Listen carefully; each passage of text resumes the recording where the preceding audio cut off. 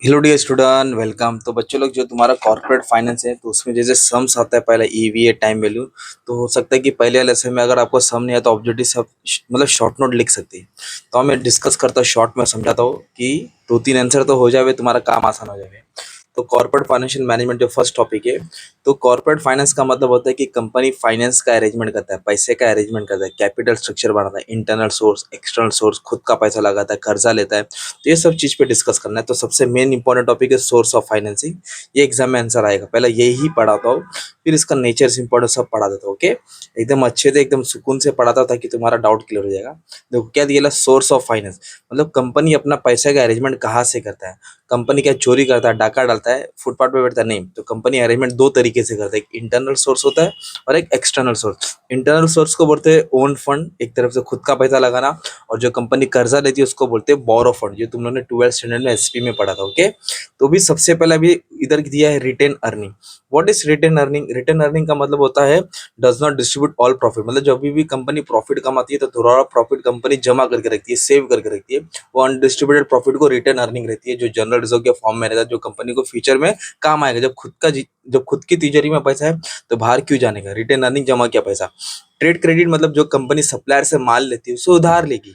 मतलब एक कंपनी जो जिससे भी माल खरीदती है उससे उधार लेगी, उसको पेमेंट बाद में लेगी। अगर मान लो मेरी कंस्ट्रक्शन कंपनी है तो मैं ईंट सीमेंट क्या करूंगा, उधार लूंगा, उसको बाद में दूंगा। जब पूरा कंस्ट्रक्शन हो जाएगा, जब मेरा माल बिक जाएगा, उसको पेमेंट कर दूंगा। तो क्रेडिटर्स, तो ट्रेड क्रेडिट ये हो गया। फैक्टरिंग क्या होता है कि हम किसी थर्ड पार्टी को बुलाएंगे, उसको बोलेंगे कि मेरा जो भी पैसा आने वाला है तो उस पे तू पैसा वसूल कर और उस पे तेरे को जो भी कमीशन मतलब ले ले। मतलब वो हमारा क्या करेगा, अमाउंट रिसीव करेगा। अमाउंट क्या करेगा, रिसीव करेगा। ये थर्ड पार्टी रहता है जो कलेक्शन प्रोसेस करता है। क्या करता है, कलेक्शन प्रोसेस, बिल डिस्काउंटिंग करता है। इसको बाद में डिटेल में भी देखेंगे। पब्लिक डिपॉजिट, कंपनी क्या करती है, कर्जा लेती है। ओके, तो कर्जा कौन से शक्ल में लेती है, पब्लिक डिपॉजिट के कर्जे, पब्लिक डिपॉजिट की शक्ल में लेती है। डिपॉजिट मतलब होता है कि कंपनी पब्लिक से लोन लेगा, उनको 1 साल 2 साल में दे देगा। And public deposit is short term fund, company को उस पर इंटरेस्ट देना पड़ता है।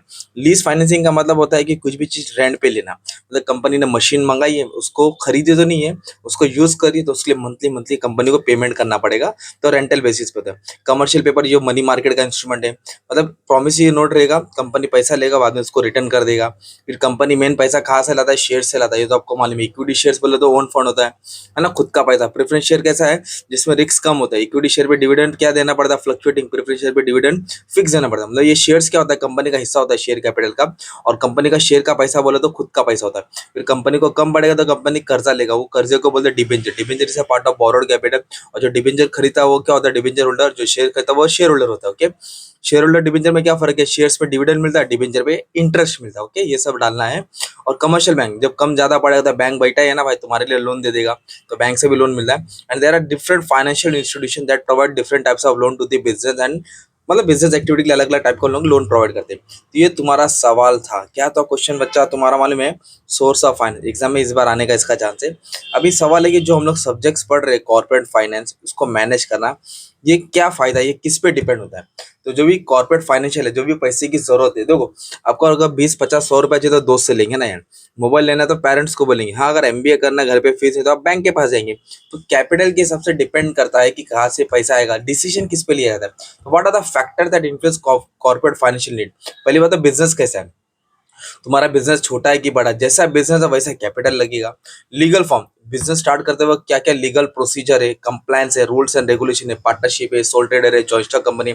उसके साथ तुमको कैपिटल के बाद स्ट्रक्चर डिसाइड करना पड़ेगा। कंपनी की साइज, छोटी लेवल पे साइज करना, बड़े लेवल पे करना। छोटी साइज में 10 12 मेंबर लोग रहेंगे, बड़ी साइज बोले 100 200 ज्यादा। ओनरशिप, अकेला मैनेज करेंगे या बहुत सारे मेंबर्स लोग को रखिए। अर्निंग, जो भी कंपनी का अर्निंग रहेगा वो शेयर होल्डर्स को डिस्ट्रीब्यूट करेगी, कंपनी में फ्यूचर एक्सपेंशन के लिए काम आएगा। बिजनेस साइकिल भी डिटरमाइन करता है ना। बिजनेस साइकिल का मतलब क्या होता है बच्चा मालूम है, एक ऐसा कंडीशन रहता है कि बिजनेस सबका अच्छा चलता है, तेजी आती है। जैसे फिर लॉकडाउन आ जाएगा, है ना, लॉकडाउन कोरोना वायरस, तो फिर मार्केट कैसे डाउन आता है, तो उसको बोलते हैं रिसेशन टाइप। तो बिजनेस साइकिल कैसा है वो भी मैटर करता है। लिक्विडिटी, कितना कैश है बिजनेस में, एसेट्स कितना है, देश का इकोनॉमिक कंडीशन कैसे चल रहा है, कंपनी का जो मार्केट माल बिक रहा है वो कौन से स्टेज पे है। अगर ग्रोथ स्टेज पे तो अच्छी बात है, वरना अगर डिक्लाइन स्टेज पे रहेगा तो माल का पैसा दे ही नहीं पाएंगे, कितना उधारी मिल रहा है, क्या मैनेजर का डिसीजन है।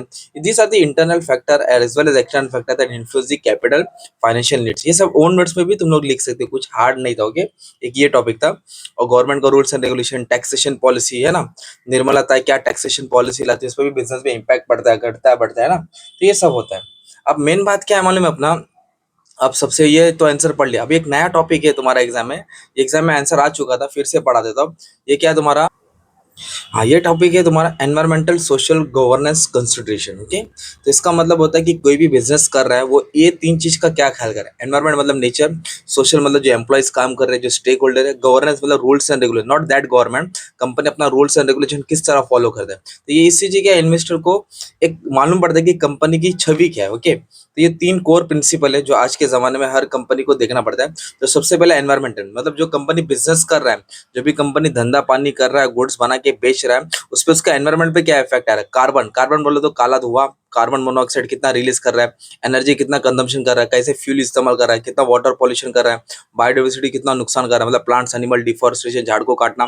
तो पूरा ईवीएस के बारे में डाल देंगे, मतलब कंपनी सब चीज का ख्याल कर रहा है कि नहीं कर रहा है। नेक्स्ट है सोशल, सोशल बोला तो होता है जो मेंबर, जो कंपनी के स्टेक होल्डर रहते हैं, एम्प्लॉइज हो गया, कस्टमर हो गया, गवर्नमेंट हो गया, कितना रूल्स एंड रेगुलेशन, एम्प्लॉइज को कैसा पगार दे रहा है, कितना अच्छा ध्यान दे रहा है, हेल्थ सेफ्टी मेजर है ना, फिर कस्टमर का सेटिस्फेक्शन, कितने अच्छी गुड्स दे रहा है, कैसे एडवर्टाइजमेंट कर रहा है, हाउ दी मतलब maintain the relation with the customer personal employees के साथ। तो ये सोशल हो गया। ओके, ये भी फैक्टर डिपेंड करता है because business interact with various groups of people, जैसे एम्प्लॉइज, सप्लायर, कस्टमर, तो उनका ट्रीटमेंट सही कर रहा है कि नहीं। और मेन है नेक्स्ट है गवर्नेंस, कॉर्पोरेट गवर्नेंस करके वर्ड सुना रहेगा, मतलब जो भी लॉस रूल्स रेगुलेशन कंप्लायंस बना है, गवर्नमेंट उसको फॉलो कर रहा है कि नहीं कर रहा है, कि मनमानी से लॉ ब्रेक करके अपने मनमानी से एक हिसाब से चल रहा है। तो ये सब चीज को बोलते हैं ESG, क्या बोलते हैं, एनवायरमेंट सोशल गवर्नमेंट। और इससे क्या फायदा होगा, क्योंकि जितना कंपनी ये फॉलो करेगा उतने नए कस्टमर उसकी ग्रो होगी, इन्वेस्टमेंट बढ़ेगा, फिर क्या है एम्प्लॉयज जॉब नहीं छोड़ के जाएगा ना, क्योंकि उसको अच्छी खासी सैलरी मिल रही है, बोनस मिल रहा है, कंपनी ख्याल कर रही है।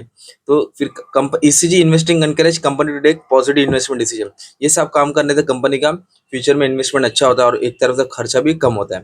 तो ये तुम्हारा था फर्स्ट टॉपिक, फर्स्ट चैप्टर। तुमको इतने आंसर्स रिवाइज करने हैं ताकि एक भी आंसर आया तुमको आ रहा 7-8 मार्क मिल गया, कुछ हार्ड नहीं है। बाकी जो भी आया मैंने पढ़ा है तुम लोग ओन वर्ड्स में लिख सकते हो। और जो नेक्स्ट मॉड्यूल है उसमें वेंचर कैपिटल है और एक डेप्थ सिक्योरिटाइजेशन, एक वो वाला टॉपिक पढ़ लेना, तुम्हारा काम क्या हो जाएगा, आसान हो जाएगा। Okay, thank you very much and all the best for exam, love you all.